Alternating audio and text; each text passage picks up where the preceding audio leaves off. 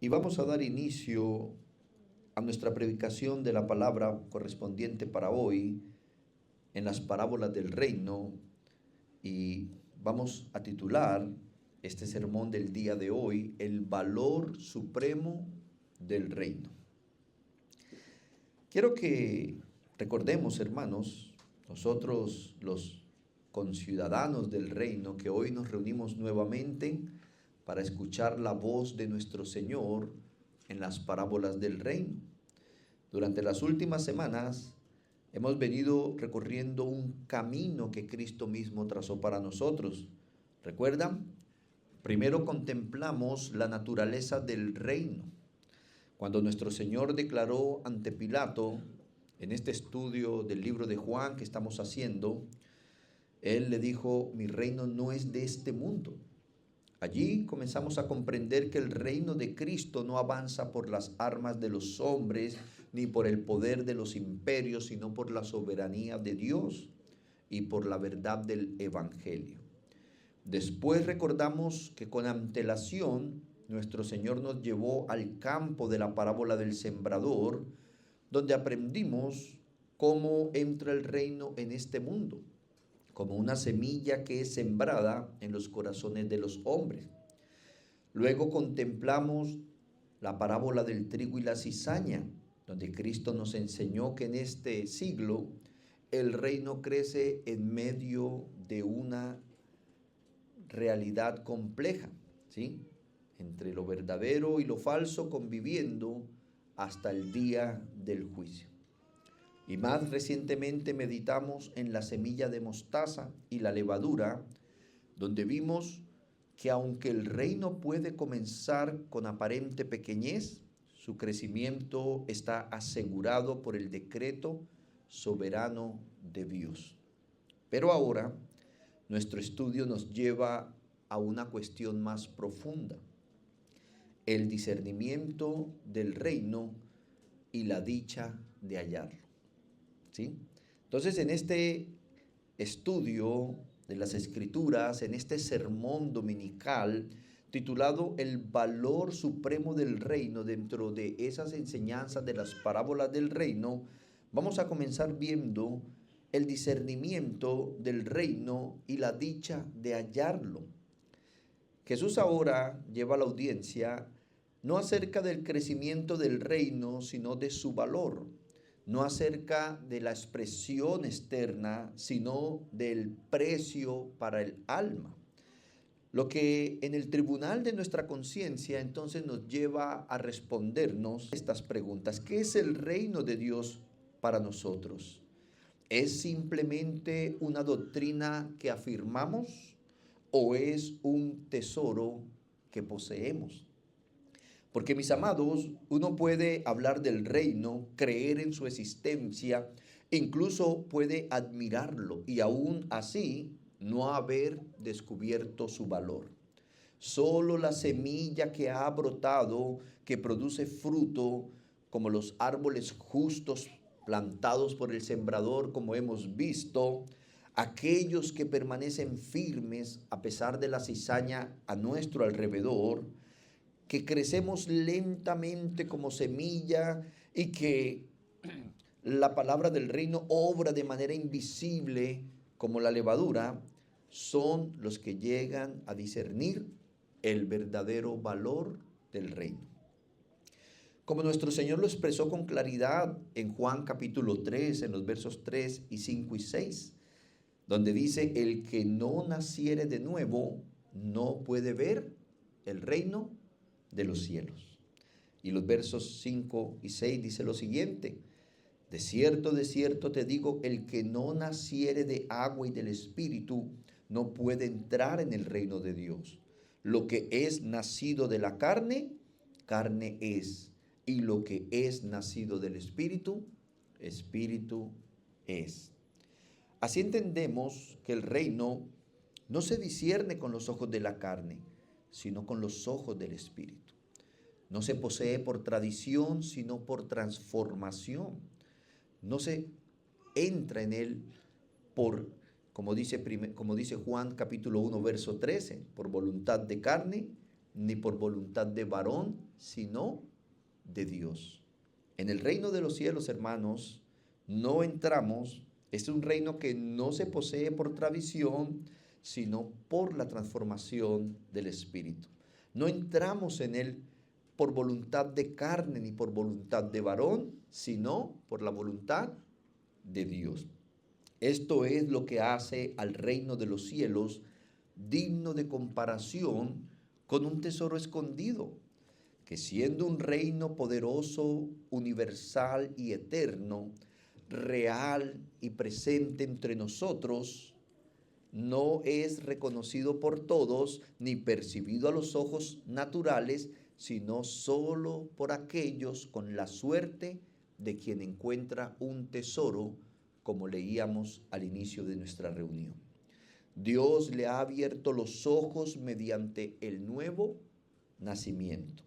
Y mientras este reino, hermanos, aguarda el día fijado por el Padre, como veíamos la semana pasada, en que su gloria sea plenamente revelada, los que tenemos escondido ese invaluable tesoro en vasijas de barro en nuestro corazón, somos llamados, como dice Santiago capítulo 5 en sus versos 7 y 8, a tener paciencia hasta la venida del Señor. Dice, mirad cómo el labrador espera el precioso fruto de la tierra, aguardando con paciencia hasta que reciba la lluvia temprana y la lluvia tardía. Tened también vosotros paciencia y afirmad vuestros corazones, porque la venida del Señor se acerca. Y es precisamente esto lo que nuestro Señor nos está revelando en estas dos parábolas cuya lectura la hicimos al inicio. Parábolas breves y sencillas, pero de una profundidad eterna, donde Cristo nos enseña que el reino de los cielos posee un valor tan supremo, tan incomparable, que cuando un hombre realmente lo descubre, está dispuesto a entregarlo todo por él. Permítame tratar de llevarlos a imaginar un poco. Habemos personas que somos muy soñadoras, que imaginamos muchos, y hay quizás personas que muy poco sueñan o imaginan. Pero imagínese usted, hermanos queridos, de pronto estar en un paseo, en un río cercano a nuestra ciudad como la quebrada La Gómez. Y de pronto usted se desvía del grupo que están ahí en la parte un poco profunda, tratando de disfrutar el agua, y usted está buscando de pronto una parte para hacer una necesidad, y caminando de pronto descubre que hay un tesoro. Y empieza uno como a imaginar, ¿verdad? Ay, a mi hermano le voy a regalar una Fortuner, a mi esposa le voy a comprar un Mercedes, al pastor se usan para que no se le suba el orgullo. Pero hermano, empieza uno a imaginar, ¿verdad? Pero esa finca donde está ese terreno es ajena. Y yo no puedo venir a llevarme ese tesoro. Entonces, escondo un poco más ese tesoro, ¿y qué hago? Salgo a buscar los recursos para comprar esa finca. Esto es lo que nos está dando a entender esta parábola. Entonces yo quiero que con esto en mente miremos como segundo el tesoro hallado y la perla buscada. Nuevamente leamos nuestro texto objeto de estudio, Mateo capítulo 13, versos 44 al 46. Dice, además el reino de los cielos es semejante a un tesoro escondido en un campo, el cual un hombre halla y lo esconde de nuevo, y gozoso por ello va y vende todo lo que tiene y compra aquel campo. También el reino de los cielos es semejante a un mercader que busca buenas perlas, que habiendo hallado una perla preciosa fue y vendió todo lo que tenía y la compró. Nuestro Señor, hermanos, presenta dos imágenes. En la primera, un hombre trabaja en un campo y de repente encuentra un tesoro escondido. En la segunda, un mercader busca perlas preciosas y finalmente encuentra una de valor extraordinario. Recuerden, esto es muy importante para ir desarrollando nuestro estudio de esta mañana. En la primera, un hombre trabaja en un campo y de repente encuentra un tesoro escondido. No estaba buscando nada. En la segunda, ya es un mercader en su negocio buscando perlas preciosas hasta que finalmente encuentra una perla de valor extraordinario. Las circunstancias son distintas, pero la enseñanza es la misma. La naturaleza del descubrimiento, el rey, el sembrador, él no escogió estas dos imágenes al azar. En la primera, un hombre encuentra el tesoro sin estarlo buscando. En la segunda, es un mercader que busca activamente hasta hallar lo que está buscando. Y en esta diferencia, Cristo nos está mostrando dos realidades que conviven en la obra de Dios. ¿Cómo así? O sea, por un lado, algunos encuentran el reino cuando menos lo esperan. Hombres que no lo buscan, que no lo deseaban, que ni siquiera sabían lo que necesitaban. Y sin embargo, lo descubren. Por otro lado, la segunda parábola nos deja ver algo distinto. Un mercader que sí estaba buscando algo y lo halla. Y es, en cuanto a estas dos realidades, mis amados hermanos, que haya quien busque y no encuentre, o quien busque y encuentre, o quizás alguien quien no busca y termina encontrando. Es dentro, ¿sí?, de estas dos realidades que el mensaje de Pablo a los cristianos que están en Roma es claro. Los escogidos sí han alcanzado aquello que o están buscando o que no están buscando y lo encuentran. Dice así, que pues lo que buscaba Israel no lo ha alcanzado, pero los escogidos sí lo han alcanzado. Y los demás fueron endurecidos. Como está escrito, Dios les dio espíritu de estupor, ojos con que ven y oídos con que no oigan, hasta el día de hoy. Pero la realidad se centra en esto. Lo que buscaba Israel no lo ha alcanzado, pero los escogidos sí lo han alcanzado. Prestemos atención, hermanos, porque aquí nuestras almas sedientas comienzan a encontrar consuelo y refrigerio de parte del Señor. El Rey del reino que se ha acercado, el reino de la verdad que se siembra por la palabra del reino, que brota en corazones entendidos, cuyo fruto, mientras convive en medio del mal, crece de manera casi invisible e insignificante para los hombres, es de valor supremo. Y ese valor está en su propio Rey, como dice Colosenses capítulo 2, versos 2 y 3, para que sean consolados sus corazones, unidos en amor hasta alcanzar todas las riquezas de pleno entendimiento, a fin de conocer el misterio de Dios el Padre y de Cristo, en quien están escondidos todos los tesoros de la sabiduría y del conocimiento. Cristo, hermanos, es nuestro tesoro. Cristo es esa perla de gran valor. Ese rey que vemos que está entrando en la escena del Israel nacional del antiguo pacto. Ese tesoro, hermanos, que como dice Juan 1, en él estaba la vida. Verso 4. Ese que destella, dice, y la vida era la luz de los hombres. Pero realmente, como lo deja ver el Evangelio, el brillo de este tesoro, mis amados hermanos, brilla en las tinieblas, como dice el verso 5, pero las tinieblas no lo comprendieron. Las tinieblas, dice otra versión, no pudieron tomar la luz de ese tesoro. Entonces, mis amados, miren las escrituras cómo son de hermosas y cómo nos permiten entender el reino de los cielos que viene en una etapa de siembra, que viene el Rey de los cielos como un sembrador, sembrando la semilla de la palabra del reino. Él ahora vemos que se está acercando a esa realidad del Israel nacional del antiguo pacto, hermanos. Como dice la Biblia, ese tesoro que es Jesucristo es la vida.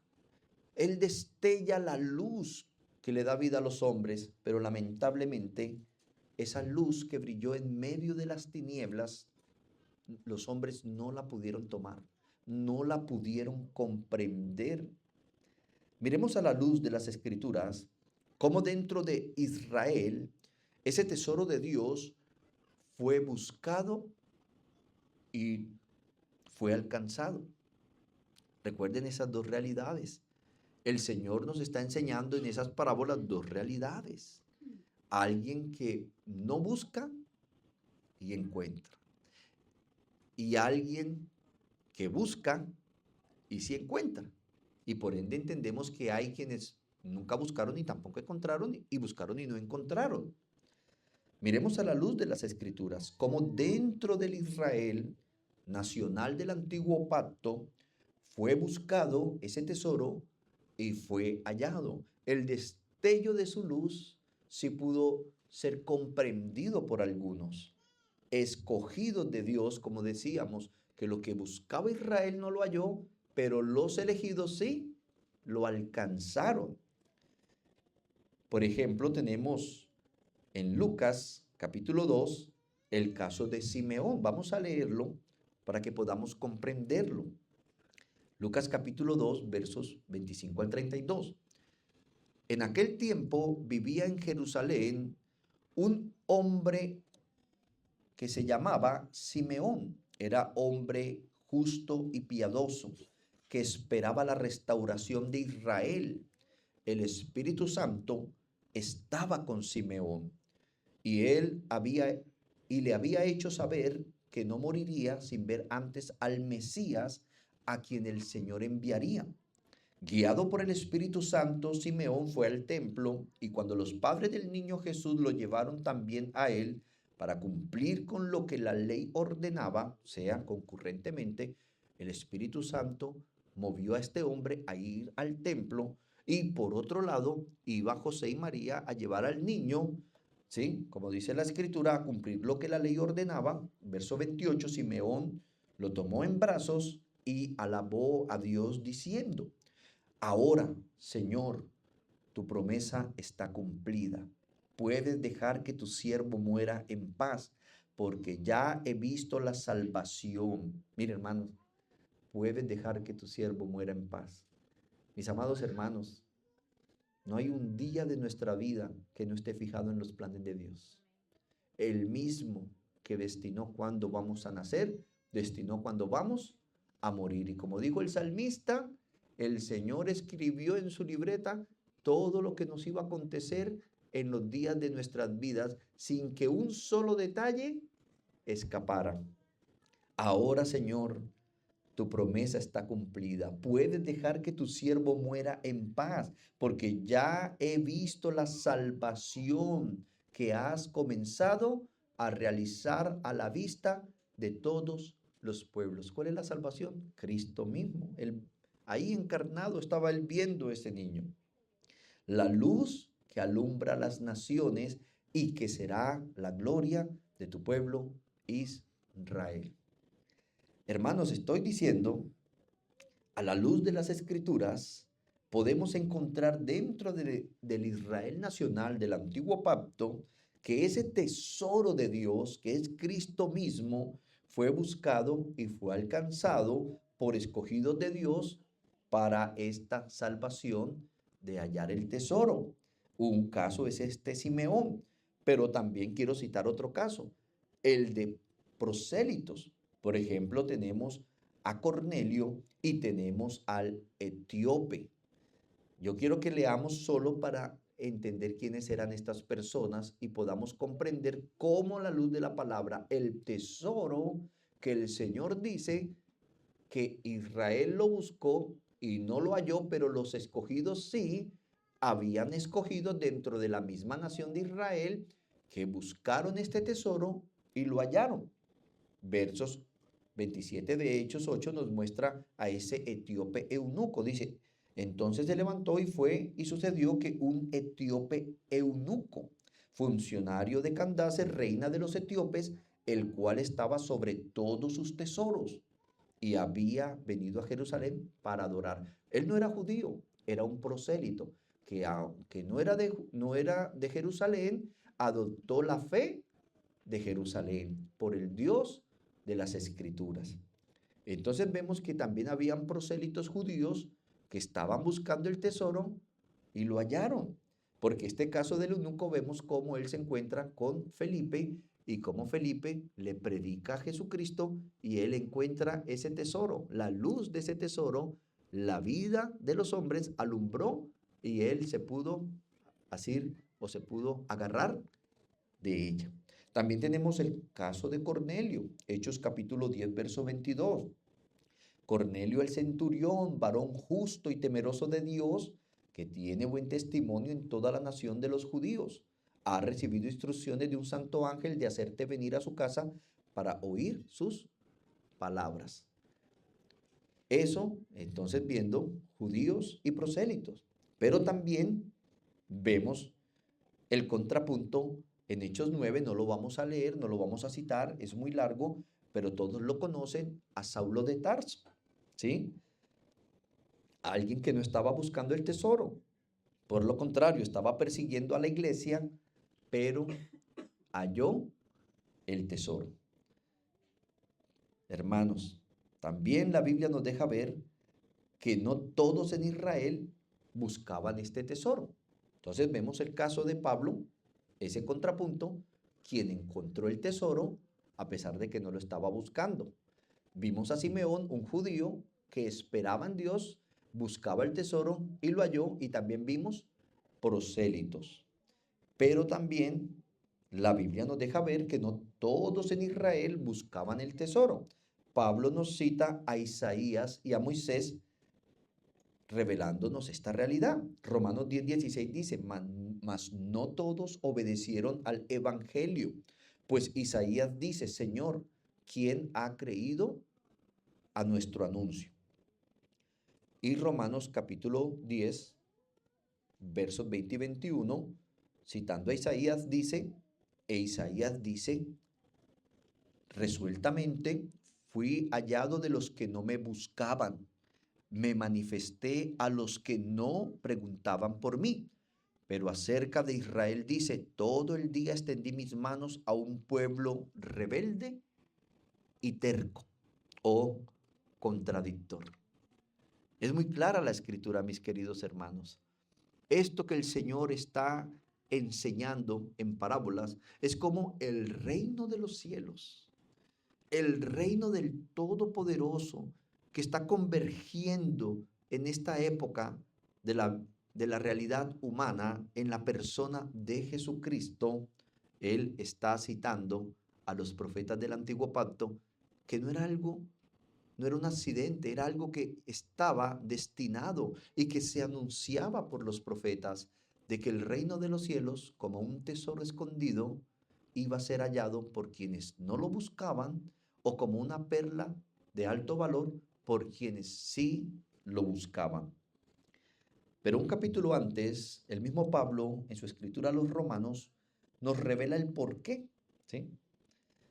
El porqué de este contraste entre la fidelidad y la defección de Israel. La clave para entender la razón del tropiezo de la nación judía entre el abandono o la permanencia se nos expone ahora con una pregunta fundamental. Dice así Romanos capítulo 9, versos 30 y 33. ¿Qué pues diremos? Que los gentiles que no iban tras la justicia han alcanzado la justicia, es decir, la justicia que es por fe. Mas Israel, que iba tras una ley de justicia, no la alcanzó. ¿Por qué? Porque iba tras ella no por fe, sino como por obras de la ley. Pues tropezaron en la piedra de tropiezo, como está escrito, aquí pongo en Sión piedra de tropiezo y roca de caída, y el que creyere en él no será avergonzado. Lo que nos deja claro, mis hermanos, el plan soberano para los gentiles en el fracaso del judaísmo. Romanos capítulo 10, versos 19. Dice, Pablo escribiendo también a los romanos, también digo, ¿no ha conocido esto Israel? Primeramente Moisés dice, yo os provocaré a celo con un pueblo que no es pueblo, con pueblo insensato, os provocaré a ira. Miren esto interesante. El apóstol Pablo, por inspiración divina, escribe lo que nosotros conocemos hoy como la carta de Pablo a los romanos. Esta carta de Pablo a los romanos es es una carta privada para una iglesia, es una carta que Pablo, por la inspiración de Dios, le escribe a unos cristianos que están en Roma. Y estos cristianos estaban afrontando un problema y eran divisiones entre cristianos judíos y cristianos gentiles. En una misma iglesia se estaba conformando una congregación local de creyentes por judíos que, al igual que los apóstoles, estaban viniendo a la fe del Señor, pero también de gentiles, como en el caso de Cornelio, que estaban viniendo. Y ellos estaban pasando momentos, inclusive John Stott en su comentario aclara mucho esto. Ellos estaban pasando por un momento donde los judíos, ¿sí?, alardeaban o se jactaban de sus raíces. Y los gentiles decían que ya no, que ellos no tenían ningún valor, que ahora eran ellos. Por eso Pablo escribe esta carta a ellos y es muy importante que nosotros podamos estudiarla con detención y con reverencia. Por eso, mis hermanos, Pablo nos está dejando claro cuando él dice que diremos que los gentiles que no iban tras la justicia han alcanzado la justicia, es decir, la justicia que es por la fe, más Israel, que iba tras una ley de justicia, no lo alcanzó. Lo que nos deja claro el plan soberano de Dios para los gentiles en ese fracaso del judaísmo. Y Dios los provoca a ira con un pueblo que no es su pueblo. Dios se reveló a un pueblo, hermanos, que no es pueblo, que no lo buscaba. ¿Y a quiénes se refiere? A los gentiles, a aquellos, como dice Efesios 2, verso 12, que estábamos sin Cristo, alejados de la ciudadanía de Israel y ajenos a los pactos de la promesa, sin esperanza y sin Dios en el mundo. Estos somos nosotros los gentiles, un pueblo que ni siquiera era pueblo, un pueblo necio, que estábamos sin Cristo, alejados de la ciudadanía de Israel, ajenos a los pactos de la promesa, sin esperanza y sin Dios en el mundo. Y sin embargo, nosotros los gentiles encontramos un tesoro que muchos, no todos, en Israel llegaron a encontrar, como dice el verso 13, a Cristo Jesús. Pero ahora en Cristo Jesús, vosotros que en otro tiempo estabais lejos, habéis sido hechos cercanos por la sangre de Cristo. Ahora cuidado, hermanos, esto no significa que los gentiles seamos más sabios que los israelitas. La escritura lo deja claro, que el pueblo con el que Dios, mire el verso 19, provocaría a celos a la nación de Israel, es un pueblo que no es pueblo y nos etiqueta como un pueblo insensato. Nosotros somos ese pueblo. Insensatos que estábamos sin Cristo, sin la ciudadanía de Israel, ajenos a los pactos de la promesa, ni siquiera éramos pueblos insensatos. Dios nos ha llamado para provocar a celo a los judíos, significando esto que Dios es soberano en su gracia, mis amados hermanos. Y aquí quiero dedicar un poco más de tiempo para hacerles un llamado. Prestemos mucha atención, porque este llamado es a tener una actitud de humildad y un enfoque equilibrado frente al pueblo pactual del ayer.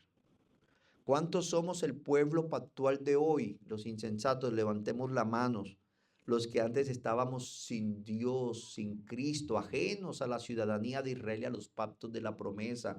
Debemos tener un enfoque equilibrado. El pueblo pactual de hoy debe tener un enfoque equilibrado y irreverente frente al pueblo pactual del ayer, que son los judíos del pacto, esos escogidos, mis amados hermanos, evitando así con este equilibrio los extremos y reconocer que la soberanía de Dios en la historia de Israel y de la iglesia es motivo de reverencia. ¿Motivo de qué?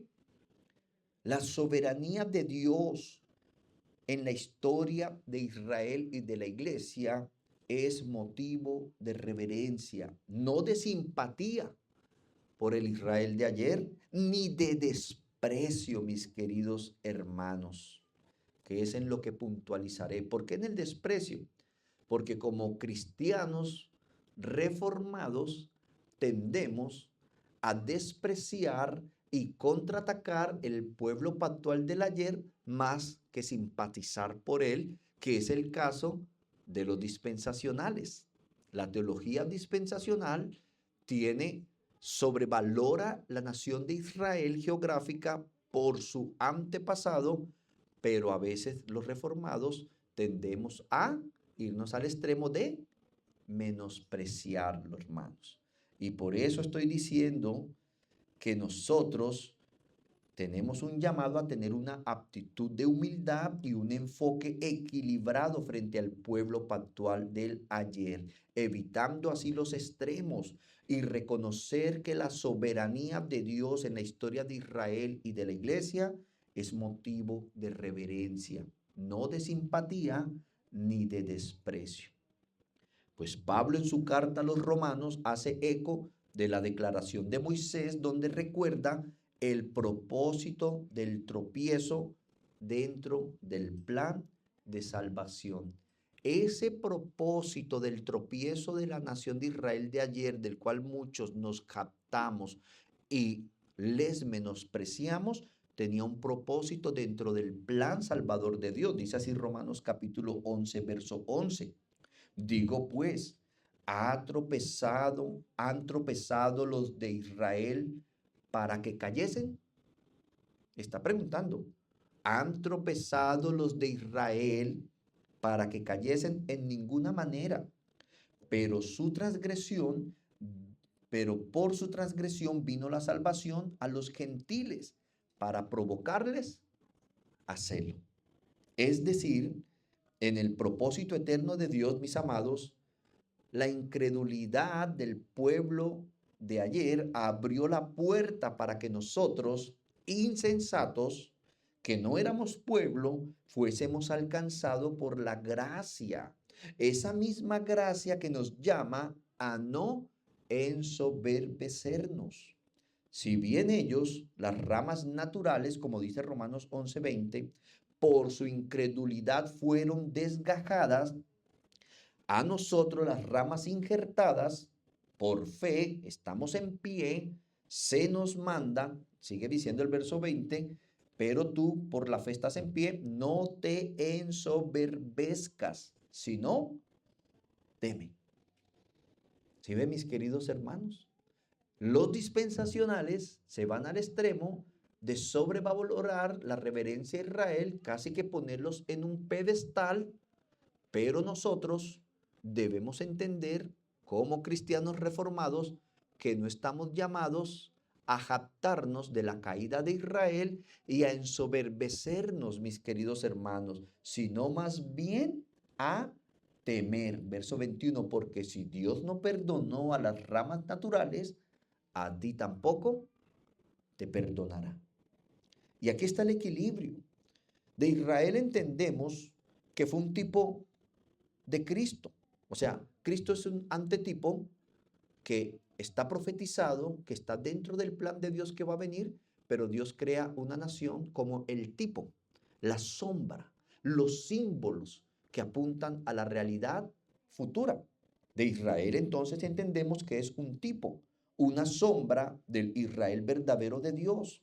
y que su historia tiene un lugar en la soberanía divina. Pero definitivamente ese lugar no es un pedestal, pero tampoco un tapete. ¿Estoy siendo claro, amados hermanos? Entendemos también que hay muchos de ellos que permanecen en incredulidad, lo que no es motivo para aborrecerlos ni satanizarlos, como si fueran enemigos irreconciliables, tampoco de idealizarlos como hace el dispensacionalismo. La palabra de Dios es clara, hermanos, aunque, como dice Romanos 11:28, aunque en cuanto al Evangelio son enemigos, porque el Israel de hoy, si usted vaya a Jerusalén y empieza a predicar de Cristo, usted coge un parlante de estos, un micrófono, y empieza a predicar, te empiezan a escupir, a coger a patadas, ¿sí?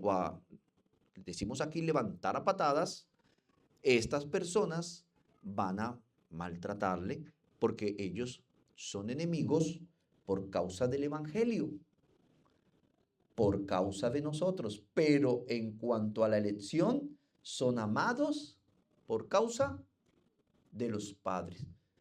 Esos elegidos que dentro de ellos aún no han venido a Cristo. Porque hermanos, qué tan fácil olvidamos nosotros que también fuimos pecadores ayer y que hoy somos santos en el Señor. ¿O cuántos de los que están aquí nunca han pecado desde que nacieron? Recuerden que ya nacemos con la doble base. La base legal, condenados por Adán y corruptos en Adán. Y nosotros estábamos muertos, dice la Biblia, en nuestros delitos y pecados. Y si alguno dice que no, hace a Dios mentiroso.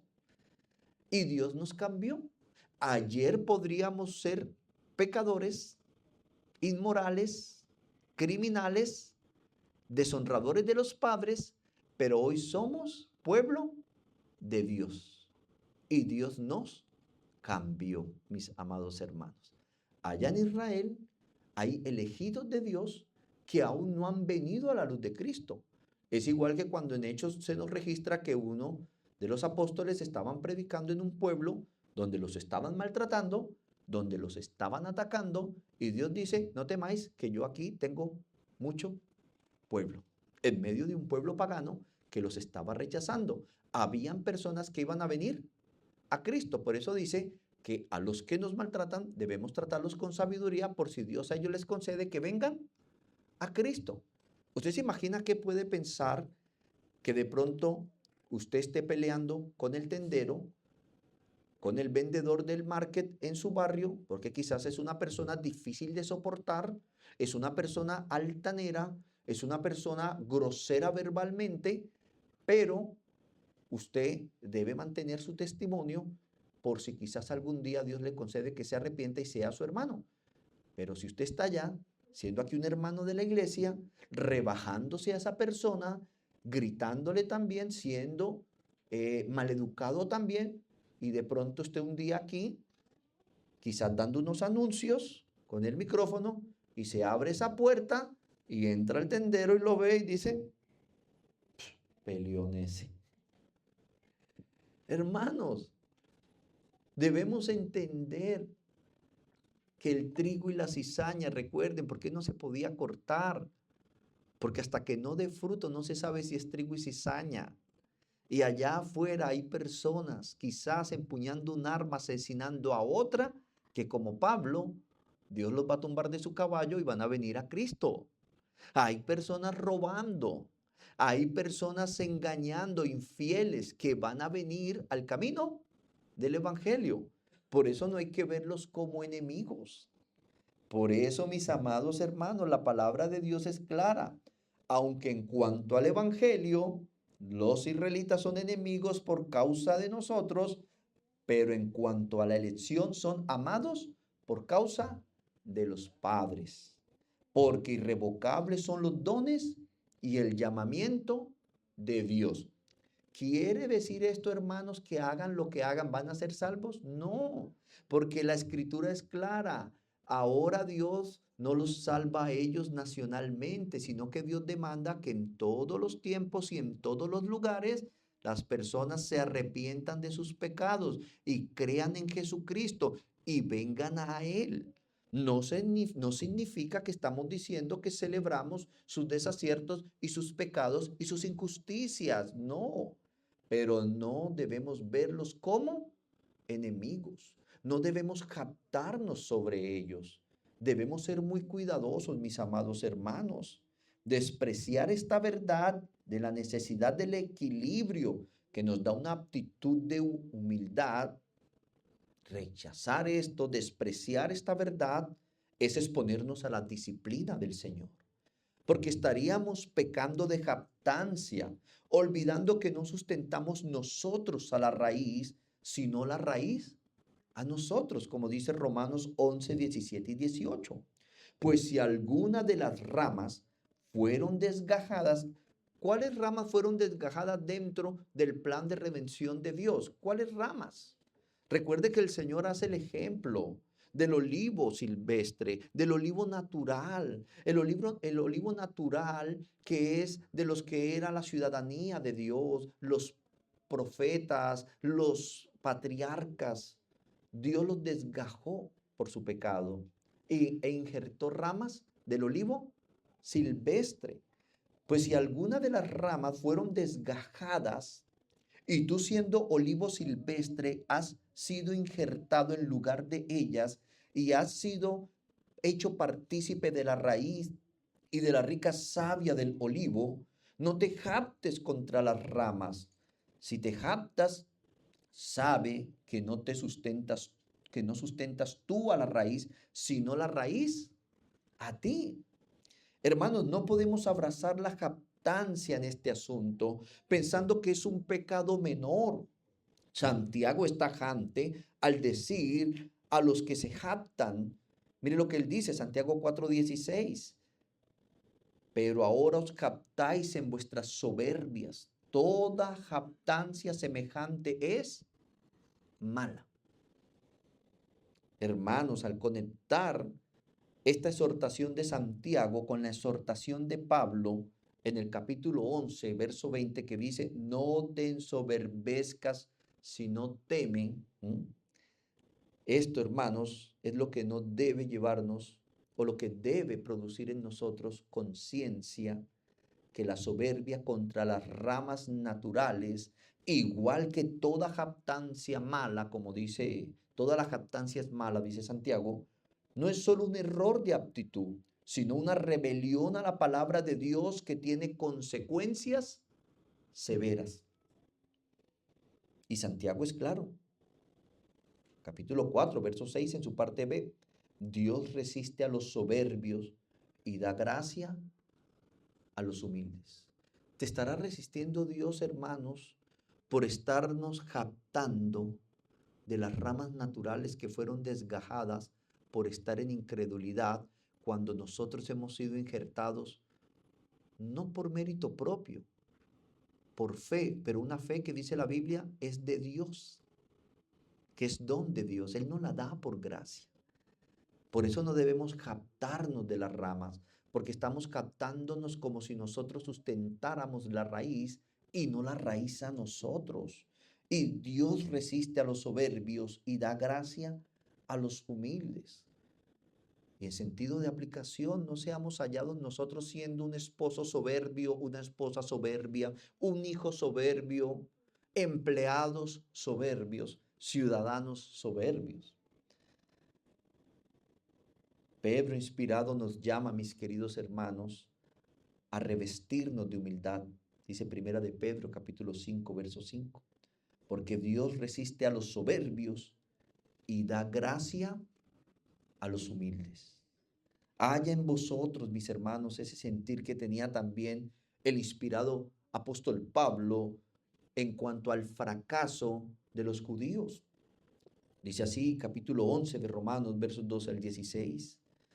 Y si su transgresión, hablando de estas ramas naturales que fueron desgajadas para injertarnos a nosotros, por cuanto ellos no alcanzaron lo que buscaban porque iban tras el tesoro por obras de la ley y no por fe en la gracia de Dios, si esa transgresión de ellos es la riqueza del mundo, recuerden lo que decía la Biblia, lo que Pablo citaba de nuestros antepasados como Moisés, os provocaré a celo con un pueblo que no es pueblo, insensato.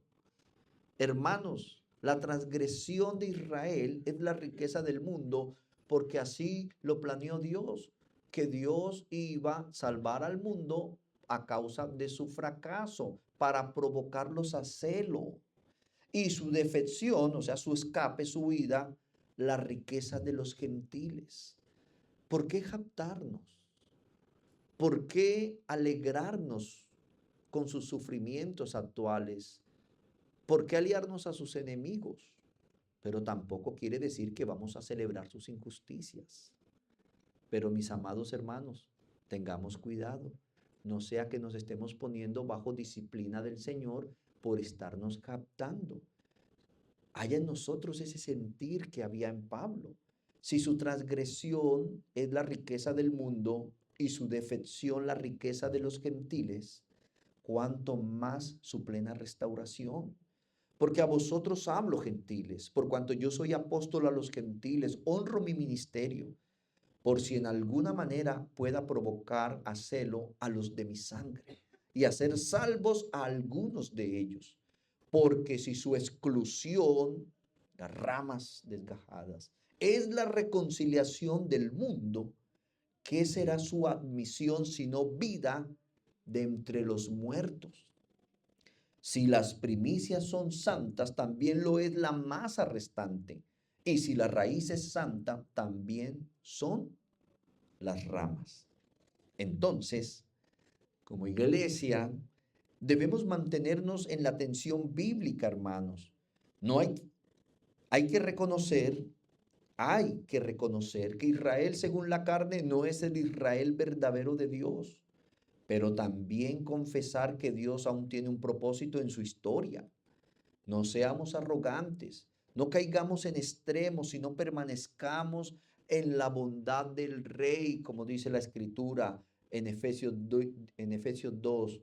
¿Quién, ese Rey, es nuestra paz?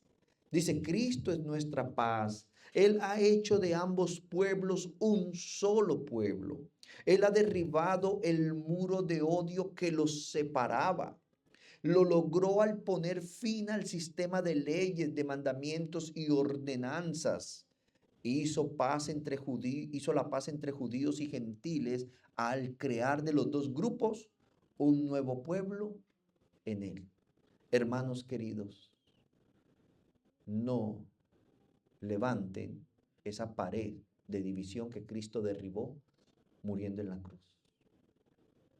Dentro de ellos hay algunos que hacen parte del pueblo de Dios que van a venir a Cristo. Esto es importante hablarlo porque, hermanos, porque a veces hay muchos cristianos amateurs, aficionados que escuchan, no, es que el pueblo de Israel de allá ya no es el pueblo de Dios. Entonces se van al extremo de querer criticarlos, señalarlos, desearle juicios, como en un sentimiento nazi de querer para cobrar en ellos el haber rechazado a Cristo. Pero lo que dice la Biblia es muy claro, hermanos. No debemos captarnos de esto y no debemos nosotros estar levantando paredes intermedias de separación, muros de odio, porque a eso no nos ha llamado el Señor. Ahora, habiendo dedicado tiempo a entender cómo se discierne el reino, ¿sí?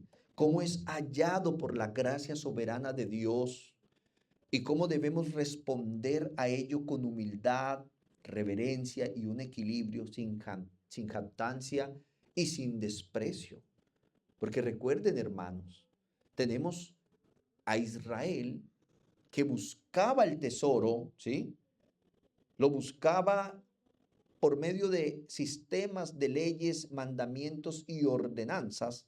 En cambio, los gentiles, que no lo buscábamos, lo hallamos porque lo hallamos por fe, por lo que Cristo hizo por nosotros, por su gracia. ¿sí? Por eso entonces nosotros, hermanos, habiendo entonces entendido esto, cómo se discierne el reino, cómo es hallado por la gracia soberana de Dios por esos gentiles que no lo estábamos buscando, y cómo debemos ver que también hay mercaderes como esos judíos que lo estaban buscando y lo hallaron, y tenemos el ejemplo de los apóstoles, fueron judíos. Cristo mismo nació en Belén de Judá. ¿No debemos nosotros entonces responder a esto con humildad, reverencia y equilibrio, sin jactancia y sin desprecio? Porque ya entendimos que toda jactancia es mala. Porque antes, hermanos, de hablar del valor del reino, es necesario corregir nuestra mirada, aprender que no todos lo ven y que no todos lo entienden, y que si nosotros lo hemos visto, ha sido únicamente por la misericordia de Dios. Mire, nosotros somos cristianos única y exclusivamente porque Dios nos escogió, porque Dios nos miró con misericordia, porque Dios nos miró con gracia. Recuerdan lo que decía, no son muchos sabios ni muchos poderosos, únicamente por la misericordia de Dios. Pero ahora, una vez que el reino ha sido descubierto, una vez que el tesoro ha sido visto con claridad, surge nuestra pregunta inevitable. ¿Qué está dispuesto a hacer el corazón que realmente lo ha encontrado? Y es precisamente ahí donde nuestro rey nos conduce ahora a la tercera parte de nuestra enseñanza en esta mañana. El costo de la posesión, ese venderlo todo. Nuestro Señor continúa la parábola con una afirmación sorprendente. El hombre que encuentra el tesoro vende todo lo que tiene. El mercader que encuentra la perla de alto precio vende todo lo que posee. Y aquí encontramos la paradoja del reino, mis hermanos. Una paradoja porque el reino es un don de gracia. La salvación no se compra, pero al mismo tiempo exige todas las posesiones. Quiero recordemos, hermanos, Mateo 13, 44 al 46. El verso 44 es muy claro. Y gozoso por ello va y vende todo lo que tiene y compra aquel campo. Gozoso. Y el verso 46 podemos ver, quien halló la perla preciosa fue y vendió todo lo que tenía y la compró. El vender todo, hermanos, no significa que el hombre pague por su salvación. Significa que está dispuesto a renunciar a todo aquello que compite con el señorío de Cristo. Cuando alguien ve el verdadero valor del reino, las cosas que antes parecían indispensables comienzan a perder su atractivo. El pecado pierde su encanto. El mundo pierde su brillo. El brillo del tesoro de la salvación opaca el brillo de la tentación del mundo. La gloria humana pierde su importancia porque ahora el alma ha encontrado algo infinitamente superior. ¿Has visto a alguien, hermanos, recién convertido a Cristo? El mundo no tiene valor para él. Cuando brota la semilla con esa potencia, con ese dunamis de Dios, nada tiene valor para él fuera de Cristo. Nada. Pero como es puesto en un campo alrededor de la cizaña tiende a contaminarlo. Y es donde ya ese cristiano no lo vemos.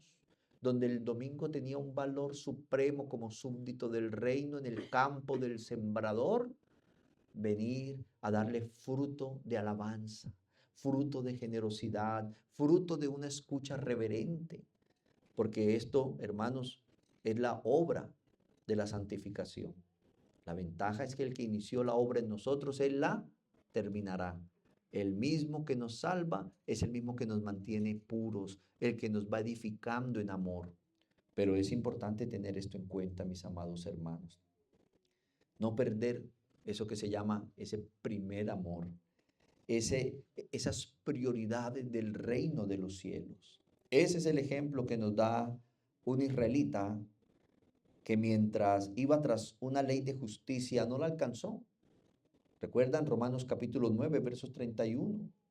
Mas Israel, que iba tras una ley de justicia, no la alcanzó, porque iba tras ella, no por fe, sino como por obras de la ley.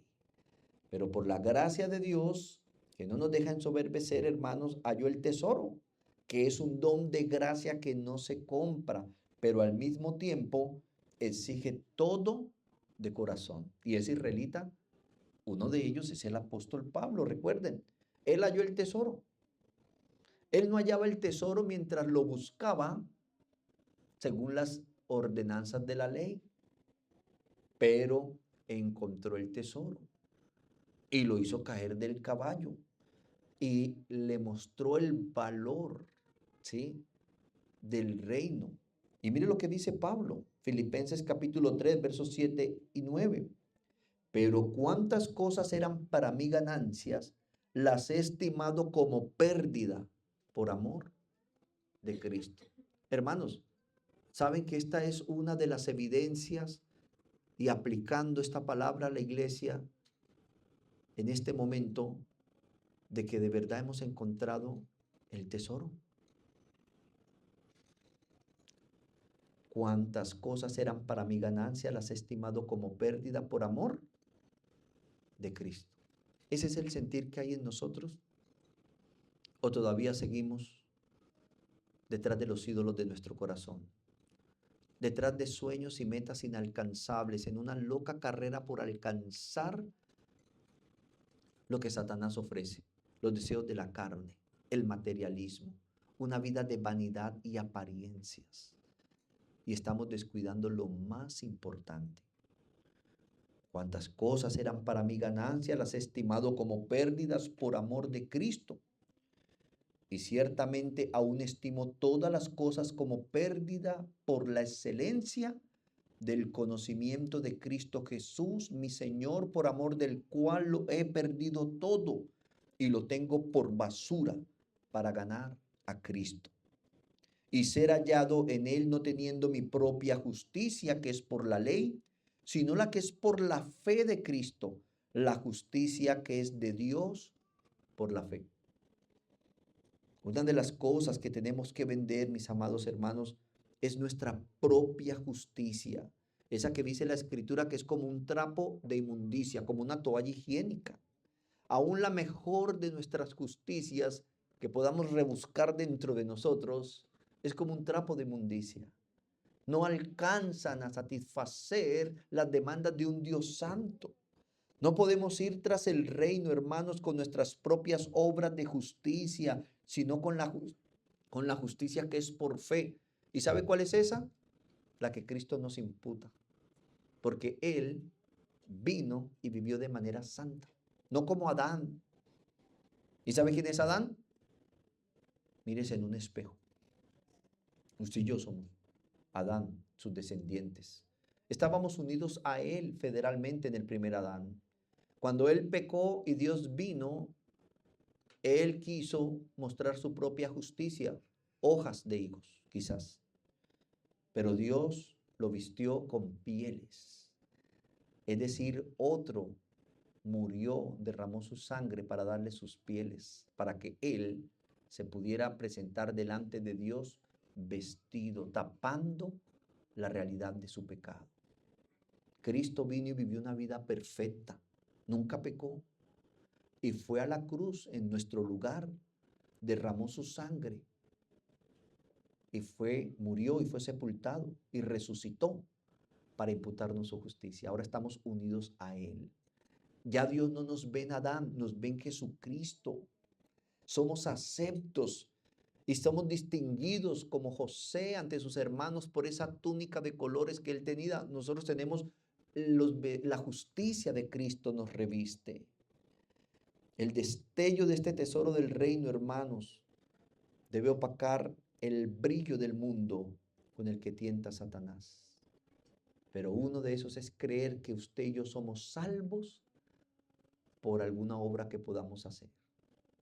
Porque mis amados hermanos, inclusive, dice la Biblia, si alguien dice que no peca, hace a Dios mentiroso, porque no hay justo ni aún uno. Pero si también no hemos pecado, no es por nosotros, es porque Dios nos ha guardado de pecar. ¿Se acuerdan cuando el patriarca hizo pasar a su esposa, a su esposa como la hermana? Porque tenía temor que los locales se enamoraran de ella y lo mataran a él. Dijo, di que eres mi hermana. Y aquel hombre, el rey, ya la tenía en su camarote y ya se iba a acostar con ella. Y quizás mientras ella se arreglaba y se acicalaba, él se quedó dormido y vino un sueño de Dios y le dijo, muerto eres por causa de la mujer que tienes contigo, es ajena. Hermanos, no seamos hallados aquí nosotros, que esta palabra sea para nosotros, muerto eres, porque estás metiéndote con una ajena. O siendo usted ajeno o ajena, está metiéndose con otros, porque el fin de este pecado es la muerte. Y el hombre que dijo, Señor, yo actué justamente, el hombre me dijo, mi hermana es. Yo no pequé, dijo Dios, sí, pero porque yo te lo impedí. Entonces, ¿por qué nos captamos ante los que han pecado? ¿Cuál debe ser su actitud y la mía cuando alguien cae en pecado? Jactarnos, toda jactancia es mala. ¿Por qué no más bien ir a un lugar privado y arrodillarnos y decir gracias, Señor? Porque pude haber sido yo el que dejó su hogar. Pude haber sido yo el que entró en camarotes ajenos a robar lo ajeno. Gracias, Señor, por tu bondad, que me ha concedido el arrepentimiento y me ha llevado a ser santo. Hermanos, este destello del tesoro del reino debe opacar el brillo del mundo con el que tienta Satanás. ¿Se acuerdan? Mateo 4 nos da un ejemplo de esta tentación. El mismo Mesías, nuestro Señor, el Rey, el Sembrador, Dios encarnado en un ser humano frente a la tentación de Satanás. De nuevo el diablo lo llevó a una montaña muy alta y allí le mostró todos los reinos del mundo y su esplendor, el brillo del tesoro que imita el tesoro verdadero, el placer falso, el hedonismo falso con el que Satanás tienta. Pero Jesús nos enseñó, hermanos, Él nos dejó su ejemplo, dice, y le dijo, Satanás le dijo, todo esto te daré si te postras y me adoras, a los reinos del mundo y su esplendor. Esa estatua esplendorosa, con el poder militar, con la sabiduría humana. Pero Cristo le dijo, vete, Satanás, dijo Jesús, porque escrito está, adorarás al Señor tu Dios y sírvele solamente a Él. Esto es el ejemplo que usted y yo debemos seguir.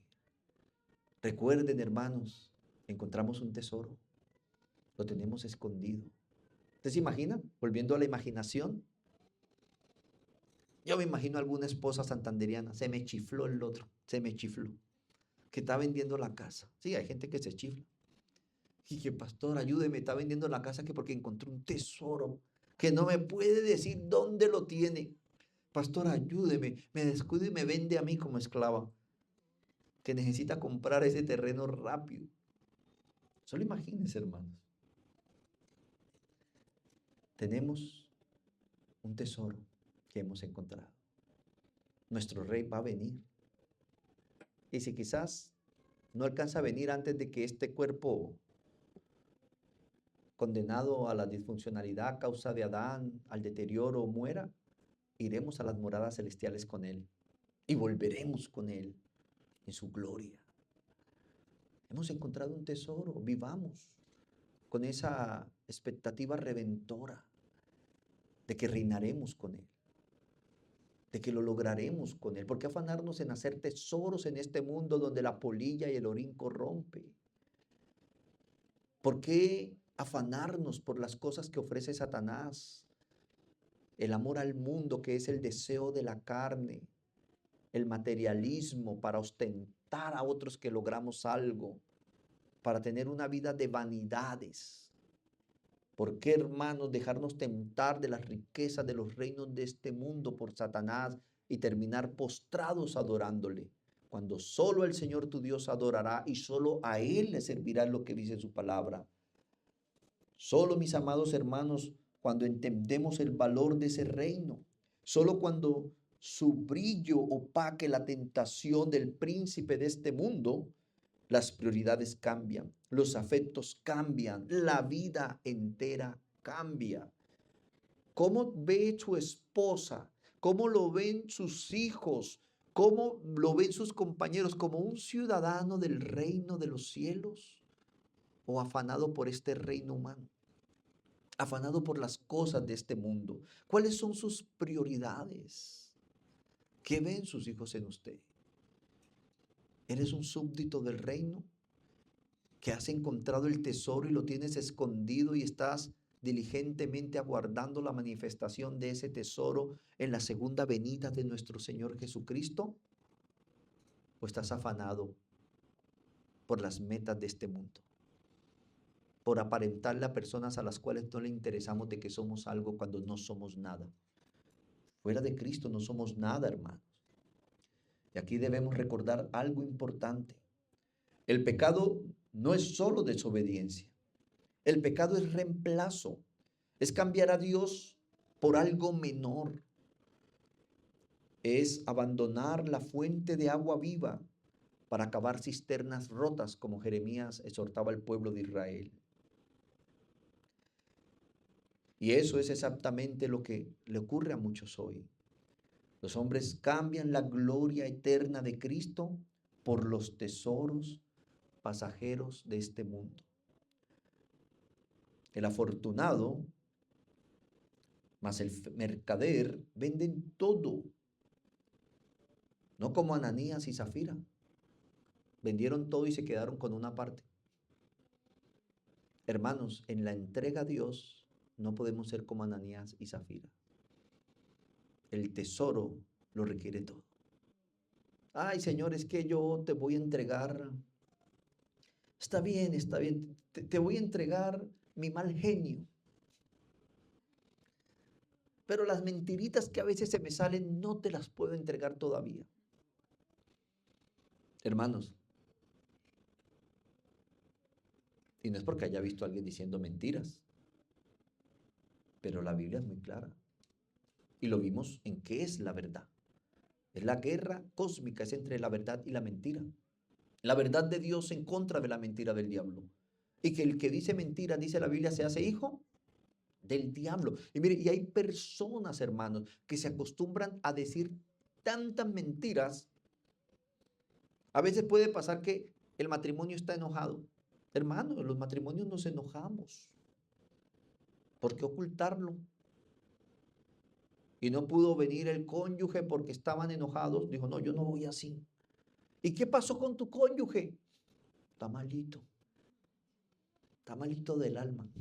Está enfermito, pastor. Bueno, pero llega otro domingo y está trabajando y está malito. Ah, sí, yo vi que subí un estado que estaba en el trabajo. Ah, no, sí, está trabajando, pero está malito.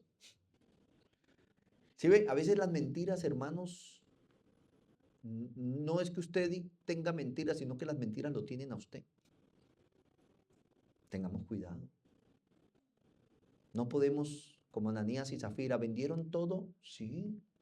¿Y lo trajeron todo? Sí. No. Hay que entregar su mal genio. Hay que entregar las mentiras. ¡Qué pecado! ¿Con qué te quieres quedar para al final traer el juicio de Dios y su disciplina y su reprensión sobre nosotros? Entreguémoslo hoy todo. Ahorita vamos a orar y le decimos, Señor, toma toda mi vida, Dios.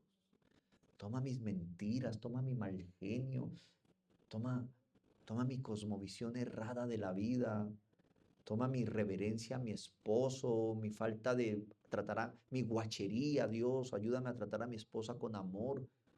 No te quedes más con eso, hermanos. Porque solo, hermanos, el que descubre el tesoro de la eternidad ve el reino de los cielos. Dice, nadie puede ver el reino de los cielos si no ha nacido de nuevo. Nadie puede entrar en el reino de los cielos. ¿Sí ve? Ni siquiera lo pueden ver. Ni siquiera. ¿Cuántos ya lo hemos visto en Jesús? ¿Cuántos tenemos esa fe? Que nuestro Dios reina. ¿Cuántos tenemos esa fe que nuestro Dios volverá por segunda vez a consumarlo? Y que reinaremos con Él. Y que todas estas aflicciones pasarán. Vivamos como ciudadanos del reino. Vivamos como ciudadanos del reino. Solamente, hermanos, el que descubre ese tesoro de la eternidad ve el reino de los cielos, comprende las palabras de Cristo cuando le dice, vete, Satanás, porque escrito estás, adora al Señor tu Dios y sírvele solamente a Él. ¿Cuántas hijas de Satanás tendrá usted que decirle en su trabajo, vete, Satanás, porque solo a mi esposa amaré, dice el Señor?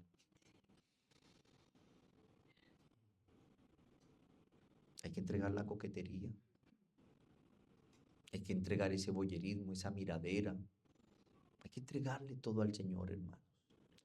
El reino no admite neutralidad. No se puede tener a Cristo como un añadido en la vida. Cristo no comparte su trono, hermanos. Cristo no comparte su trono. El soberano rey exige una decisión. O Cristo es su tesoro o algo más lo es. El reino, mis amados hermanos, fue inaugurado. Concluyamos entonces. El reino de Dios ya fue inaugurado, mis queridos hermanos, en humildad, en un rey que la misma escritura, y como ya lo hemos predicado, se profetizaba, vendría humildemente en un pollino animal, hijo de animal de carga. Vino sin ejércitos, sin palacio, sin corona de oro, pero él regresará en gloria y entonces todos lo verán. Lo que hoy solo la fe percibe, hermanos, que su rey es el mayor tesoro del universo, la verdadera perla de gran precio, y que haberlo ganado vale infinitamente más que haber ganado el mundo entero. ¿Sabe qué quiere decir esta imaginación, hermanos, a la que los he llevado por 2 veces? Que el que ha encontrado a Cristo de verdad vive con el gozo como el que ha encontrado un tesoro. Y nada vale tanto como Cristo. Ni siquiera un carro, una casa, un viaje, un salario, no lo vale. Porque si hoy usted no define esos valores, se imagina en una persecución. Hoy, hermanos, el día a día es la práctica de la realidad. Usted se imagina que el día de mañana pusieran a tu esposa, a tu hijo, con un rifle y le dijeran, renuncia a Cristo o ellos mueren. ¿Qué dirías tú?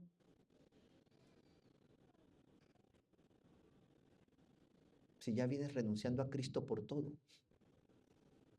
¿Mm? Renuncias a Cristo por todo en tu día a día. El que en realidad ha visto el reino de los cielos porque ha nacido de nuevo, su gozo no está en lo material, su gozo no está en la vanidad de este mundo, su gozo está en que está unido a Cristo, en que ha hallado la paz con Dios el Padre y que la eternidad al lado de Cristo nos espera. Por eso, hermanos, no se contente con saber que existe un tesoro. Poséelo. Ve y escóndelo. Despréndase hasta alcanzar su valor. Que el Espíritu Santo, hermanos, produzca en nosotros ese mismo clamor del salmista, cuando dijo, ¿a quién tengo yo en los cielos sino a ti? Y fuera de ti nada deseo en la tierra. Por eso el rey en sus parábolas dice, el que tiene oídos, que oiga, mis amados hermanos. Amén. Vamos a orar.